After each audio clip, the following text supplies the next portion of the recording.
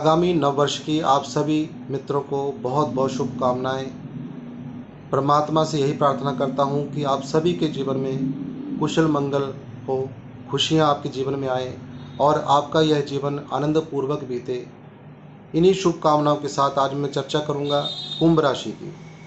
दोस्तों, यदि आपकी जन्म राशि कुंभ है, आपकी नाम राशि कुंभ है या आपका जन्म कुंडली का जो लगन है पहला भाव यह 11 नंबर शुरू होता है, तो आज की ये भविष्यवाणी आपके लिए है। कुंभ राशि में शनिदेव जो 7.5 चल रही है सभी को पता है, और कितनी दुख तकलीफ़ें हैं मैं उनके वर्णन यहाँ पे नहीं करूँगा। बहुत दुख तकलीफ़ें कुंभ राशि वालों ने झेली है और बहुत समय से झेलते भी आए हैं। 7.5 में इसका प्रभाव और बढ़ जाता है, लेकिन अब उतरती हुई 7.5 है 29 मार्च से, तो इसलिए आप संयम रखें। जो समय है मार्च तक का, उसके बाद आपका हर प्रकार से सही होना शुरू हो जाएगा। आज मैं बात करूंगा कुंभ राशि की। कुंभ राशि के जीवन में क्या कुछ घटित होने वाला है आगामी वर्ष में। राहु के गोचर फल पर आधारित यह वीडियो होगी। राहु की पोजीशन के अनुसार ही यह वीडियो मैंने बनाई है और आपको जानकारी दूंगा। दोस्तों, राहु इस समय मीन राशि में है। जैसे 18 मई 2025 का वह दिन आएगा तो यह अपना राशि परिवर्तन कर लेंगे। यह मीन राशि से निकल करके कुंभ राशि में पहुंच जाएंगे और कुंभ राशि शनि की है। अब शनि की यदि हम काल पुरुष कुंडली के हिसाब से देखें तो कुंभ राशि वालों, आपके प्रथम भाव में राहु आकर के बैठ जाएंगे, और जो प्रथम भाव होता है ये काल पुरुष कुंडली के हिसाब से सूर्य का भाव माना जाता है, और सूर्य की यहाँ पर गर्मी होती है और व्यक्ति का शरीर माना जाता है, व्यक्ति का व्यक्तित्व माना जाता है, उसका तेज, उसका ऑरा, उसकी पर्सनैलिटी पहले भाव से देखी जाती है। जितना भी एक्टिव माइंड होता है या व्यक्ति माइंड से कमज़ोर होता है, ये पहले भाव से देखा जाता है। तो पहले भाव में राहु का आना, तो राहु क्या है? चतुर। यह आपको चतुर और चालाक बना देगा, आपको एग्रेसिव बना देगा, क्रोधी बना देगा और सही डिसीजन लेने वाला ही बनाएगा, क्योंकि पहले भाव में सूर्य की पॉजिटिव एनर्जी को यह ऑब्जर्व करेगा। यहाँ पर जैसे ही ये 18 मई को राहु पहुँचेंगे तो सूर्य की पॉजिटिव एनर्जी को ऑब्जर्व करके आपके ऊपर डबल प्रभाव से यह प्रभाव डालेंगे। सबसे पहले यहाँ पर बैठ करके यह देखेंगे पंचम भाव को। दोस्तों, पंचम भाव होता है संतान का, शिक्षा का और पूर्व जन्म के कर्मों का। तो ये मान के चलें, यदि आपकी संतान है तो बहुत अच्छा उनका फ्यूचर आगे पूरा वर्ष बहुत बढ़िया होने वाला है उनके लिए, चाहे वह स्टडी कर रहे हैं या फिर जॉब कर रहे हैं, क्योंकि ये संतान का भाव है। संतान के भाव में जब दृष्टि पड़ेगी राहु की तो आपकी संतान को सफलता दिलाएंगे। ये नहीं कि जरूरी कि राहु हर समय बुरा ही काम करते हैं, कहीं कुछ नेगेटिव असर भी होता है तो कहीं पॉजिटिव असर भी होता है। अब दूसरी चीज़, यदि आप संतान कंसीव करना चाहते हैं तो भी उसके लिए अच्छा समय होगा, क्योंकि जहाँ पर पंचम भाव में इनकी दृष्टि जाएगी राहु की, वह 3 नंबर लिखा वहाँ पे, तो 3 नंबर होता है बुध का, और बुध इनके मित्र होते हैं। तो बुध के भाव को जब ये पंचम दृष्टि से देखेंगे तो उस भाव को बहुत ज़बरदस्त बना देंगे। पूर्व जन्म के आपके अच्छे कर्म सब सामने आ जाएंगे, क्योंकि 18 वर्ष बाद राहु कुंभ राशि में पहले भाव में पहुँचेंगे, तो 18 वर्ष बाद रिजल्ट तो देंगे।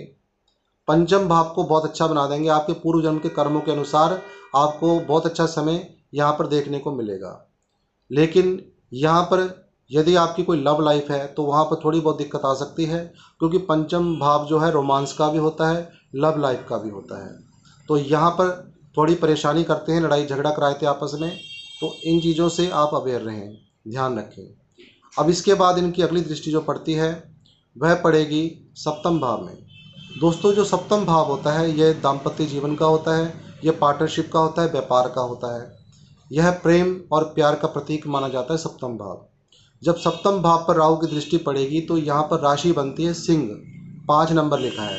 तो 5 नंबर के ऊपर जब राहु की सप्तम दृष्टि पड़ेगी, आपके व्यापार को तो बढ़िया बनाएंगे यदि आप व्यापारी हैं, लेकिन यहाँ पर क्योंकि सूर्य उनका शत्रु भी है, शत्रु की जितनी पावर थी उन्होंने लगन में ऑब्जर्व करके सप्तम भाव पर दृष्टि जब डालेंगे तो यह एक गर्म दृष्टि होगी, तेज होगा, तो वहाँ पर उस भाव को यह नुकसान पहुँचाएंगे। नुकसान कैसे पहुँचाएंगे? कभी भी कोई ग्रह जब भी नुकसान पहुंचाते हैं तो जीवात्मा के भविष्य में उसको पहुंचाते हैं। किसी चीज़ को नुकसान नहीं पहुंचाएंगे, व्यक्ति को पहुंचाएंगे। कैसे पहुंचाएंगे? 7वें भाव से जब दृष्टि पड़ेगी राहु की तो यह आपके दाम्पत्य जीवन को थोड़ा कष्टकारी कर देंगे। यहाँ पर आपके दाम्पत्य जीवन में, मैरिड लाइफ में तनाव की स्थिति बन सकती है, लड़ाई झगड़े की स्थिति बन सकती है। तो इन चीज़ों के ध्यान रखने के लिए भी आगे मैं उपाय बताऊंगा, उसका भी आपको ध्यान रखते हुए आपने नज़रअंदाज बिल्कुल नहीं करना है। तो यहाँ पर दाम्पत्य जीवन के लिए कुछ अच्छा नहीं दिखाई दे रहा, लेकिन व्यापारी यदि आप हैं तो व्यापार में चार चांद लग जाएगा आपका व्यापार। और यदि आप पार्टनरशिप में हैं तब भी आपको बहुत अलर्ट रहना पड़ेगा, क्योंकि पार्टनरशिप में यदि आप काम करना जा रहे हैं कुंभ राशि वाले, तो यह पूरा 18 महीने आप कोशिश करें कि पार्टनरशिप में काम ना करें यदि कोई नया काम करना है। यदि आप पहले से पार्टनरशिप में आपका कोई व्यापार है तो वहाँ पर दोनों पार्टनर्स के बीच में कोई ना कोई विवाद हो सकता है, लड़ाई झगड़ा हो सकता है किसी न किसी बात को लेकर के। अब ये स्थिति हुई 7वें भाव में जब इनकी सप्तम दृष्टि पड़ती है। अब इसके बाद इनकी एक दृष्टि पड़ती है 9वें भाव में। 9वां भाव दोस्तों होता है कैरियर का, व्यक्ति के भविष्य का, या हम ये कह सकते हैं लक का। तो आपकी किस्मत को खोल देंगे यदि आप धर्म स्थान से जुड़े रहते हैं, धार्मिक स्थान से जुड़ के, या पूजा पाठ करने वाले आप हैं, दान पुण्य करने वाले हैं, तो यहाँ पर आपके भाग्य को, क्योंकि ये भाग्य का भाव माना जाता है, आपके भाग्य को चमका देंगे। 18 महीने के अंदर अंदर आपके भाग्य में ऐसी ऐसी चीज़ें होंगी जो आपने सोची नहीं होंगी, इस प्रकार से चेंज करेंगे। क्योंकि यहाँ पर केवल राहु का गोचर नहीं होगा, शनि भी दूसरे भाव में आ जाएंगे, तो शनि भी आपको धन से परिपूर्ण करेंगे, आपको धन का आगमन आपके जीवन में होगा। बहुत कुछ अच्छा होने वाला है।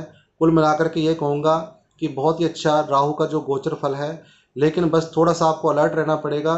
तो यदि आप मैरिड हैं तो मैरिड लाइफ में आपको थोड़ा ध्यान रखना पड़ेगा, कोई भी इस प्रकार की मिस्टेक, गलती या कोई वाणी से इस प्रकार का कार्य ना करें जिससे आपको आपके परिवार में ही, यानी मैरिड लाइफ में, कोई दिक्कतों का सामना करना पड़ सके।